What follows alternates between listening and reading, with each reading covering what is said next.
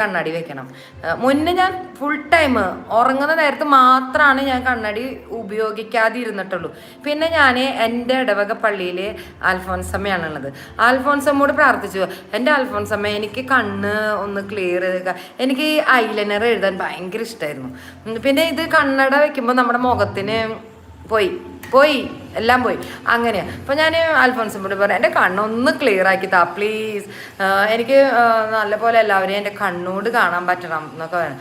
അങ്ങനെ എൻ്റെ പ്രാർത്ഥന കേട്ടു. ഒരു ദിവസം കുർബാനയ്ക്ക് നിൽക്കുന്ന നേരത്തെ എനിക്ക് ചെവിയുടെ ബാക്കിൽ ഈ കണ്ണടയുടെ കാലുണ്ടല്ലോ അതിങ്ങനെ വേദന എടുക്കുന്നുണ്ട് കേട്ടോ. അപ്പോൾ എനിക്ക് കുർബാനയ്ക്ക് ഭയങ്കര ഇറിറ്റേഷൻ. അപ്പോൾ ഞാൻ വിചാരിച്ചു ഈ ജസ്റ്റ് ഈ കണ്ണട ഒന്ന് ഊരിയിട്ട് കൈ പിടിക്കാം. അപ്പം എനിക്ക് കണ്ണട വെച്ചെങ്കിൽ മാത്രമാണ് ഞങ്ങളുടെ പള്ളിയിലെ ഏറ്റവും മേലെയുള്ള അൽഫോൻസമ്മയുടെ രൂപവും കറക്റ്റായിട്ട് കണ്ണും മൂക്കൊക്കെ എനിക്ക് കാണാൻ പറ്റിയിരുന്നല്ലോ.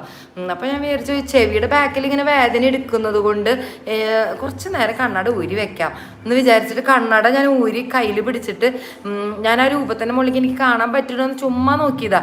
അപ്പം എനിക്ക് കറക്റ്റായിട്ട് അൽഫോൻസമ്മയുടെ കണ്ണും മൂക്കൊക്കെ കാണാൻ പറ്റി.